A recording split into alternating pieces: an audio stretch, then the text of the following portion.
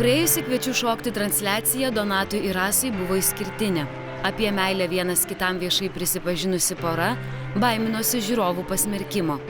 Viskas labai susikaupė tą savaitę ir sekmadienį toks buvo tas burbulas pilnas.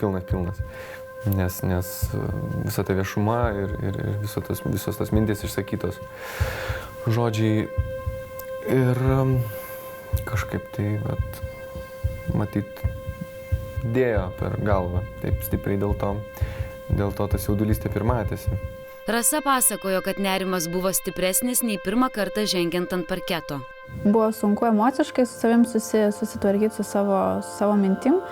Aišku, tas jaudulys didelis ir emocijos susikaupusios kišo koją pačiam šokiui, bet mes stengiamės sušokti kiek buvo įmanoma geriau.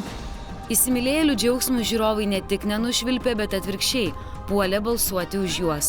Kad nesitikėjom, kad tai bus, tai tikrai nesitikėjom, bent jau aš, turbūt Rasa irgi.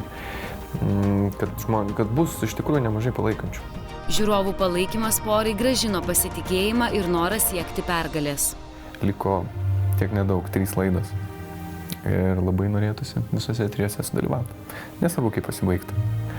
Va. Tikit, kad galit būti superfinale?